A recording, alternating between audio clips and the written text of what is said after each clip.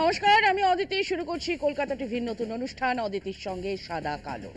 যেমনটা রোজ করে থাকি, একটা বিষয়ের অবতারণা আর সেই বিষয়কে নিয়ে অন্তত দুটো ভিন্ন মতামত এনে হাজির করা, যাতে আপনারা আপনার মতটাকে সানিয়ে নিতে পারেন, আবার আপনার বিরুদ্ধ মতটাকেও শুনে নিতে পারেন। শুরু করব আজকের বিষয়, মুক্তিযুদ্ধের ইতিহাস মুছে ফেলে তৈরি হবে নতুন বাংলাদেশ। তবে তার আগে নেব ছোট্ট একটা বিরতি। বাংলাদেশের ছাত্র আন্দোলন জুলাই অভ্যুত্থানকে গুলিয়ে দিতে একটা প্রচার শুরু হয়েছে।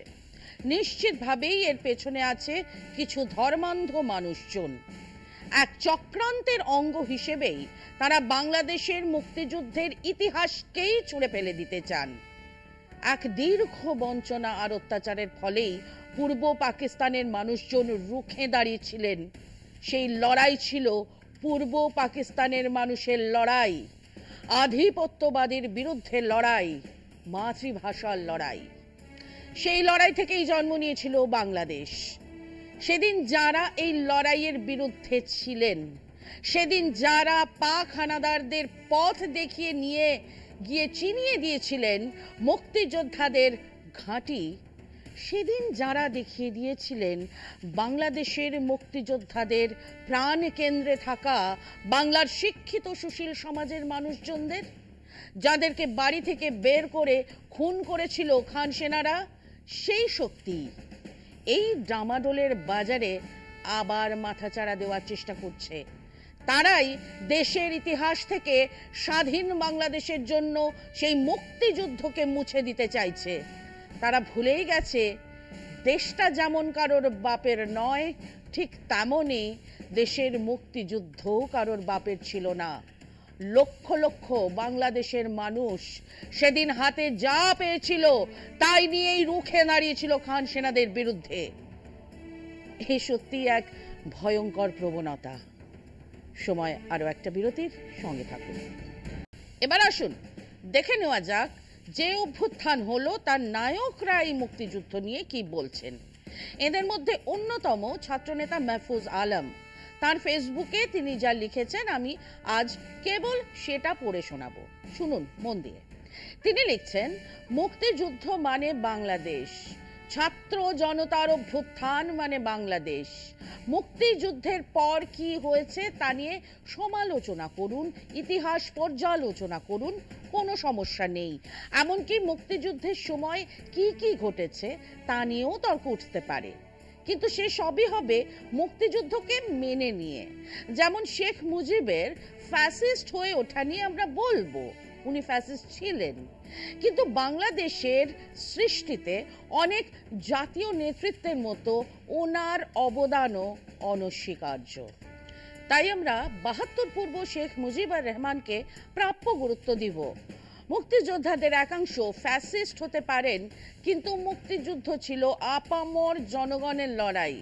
মুক্তিযোদ্ধাদের একাংশের ফ্যাসিস্ট, ইসলামোফোবিক ও খুনি হয়ে ওঠার কারণে আপনি খোদ মুক্তিযুদ্ধ বা সকল মুক্তিযোদ্ধাদের অস্বীকার কিংবা প্রশ্নবিদ্ধ করতে পারেন না। এটা রাষ্ট্রের ভিত্তির সাথে গাদ্দারি। আমরা ভুলে যাই মুক্তিযুদ্ধের পরবর্তী 10 বছরের ইতিহাস ছিল ফ্যাসিস্ট, মুজিববাদী মুক্তিযোদ্ধা ও ভারত বিরোধী দেশপ্রেমিক মুক্তিযোদ্ধাদের মধ্যেকার লড়াইয়ের ইতিহাস।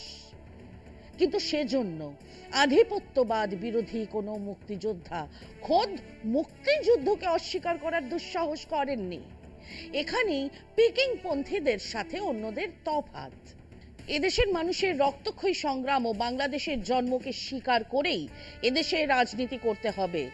এর কোনো ব্যত্যয় হলে আপনাদের আমরা বাংলাদেশের পক্ষের গণ অভ্যুত্থানের পক্ষের শক্তি হিসেবে মেনে নিব না। আর এই গণ অভ্যুত্থান মুক্তিযুদ্ধের পরে ফ্যাসিস্ট মুজিববাদী প্রকল্পের বিরুদ্ধে অভ্যুত্থান, বাকশাল 2.0 এর বিরুদ্ধে অভ্যুত্থান, কিন্তু মুক্তিযুদ্ধেরই ঐতিহাসিক ধারাবাহিকতা। এই গণ অভ্যুত্থানে বরং শেখ পরিবার ও মুজিববাদী প্রকল্প থেকে মুক্তিযুদ্ধ রিক্লেমড হলো। বাংলাদেশপন্থীদের অবশ্যই মুক্তিযুদ্ধপন্থী হতে হবে। তবে এটাও সত্য যে মুক্তিযুদ্ধ করা অনেকেই ফ্যাসিস্ট ও তাবেদার হয়ে উঠেছিলেন। আজ তারা ছাত্র জনতার কাছে পরাজিত হয়েছেন। মুক্তিযুদ্ধের বিরুদ্ধে যারা যাবেন তারাও মজলুম বাংলাদেশিদের বিরুদ্ধে যাওয়ার কারণে অতীতে পরাজিত হয়েছেন, সামনেও পরাজিত হতে বাধ্য। জুলাই সুযোগ নিয়ে এসেছে জাতিকে ঐক্যবদ্ধ করার। লীগের সাথে বিচার কার্য সম্পন্ন করে রিকনসাইল করতেও আমরা আগ্রহী ছিলাম, অথচ দিল্লির আশ্রয় থেকে দেশবিরোধী চক্রান্ত করাকেই তারা বেছে নিল। আপনারাও ইতিহাসের বিরুদ্ধে অবস্থান নেবেন না। জাতিকে বিভাজন থেকে রক্ষা করতে অবশ্যই ৭১ ও ২৪কে নিঃশর্ত ও নিরঙ্কুশ মেনে এগোতে হবে। মাহফুজ আলম যা বলেছেন তা একজন বাংলাদেশি ছাত্রনেতা হিসেবেই বলেছেন। বাংলাদেশে যে মানুষরা মুক্তিযুদ্ধের ইতিহাসকে অস্বীকার করতে চান, যারা সেই প্রথম স্বাধীনতার লড়াইকে অস্বীকার করেই আগামীর দেশ গড়তে চান, তারা কোনোদিন সফল হবেন না। আরেক ছাত্রনেতা নাহিদ ইসলাম আরও সাফ বলেছেন, ৭১ মীমাংসিত বিষয়। ৭১-এর পক্ষ ও বিপক্ষ নির্মাণের রাজনীতি আমরা চাই না। আপনারা আপনাদের মতামত জানান আমাদের sadakalo.kolkatatv@gmail.com এই ইমেলে।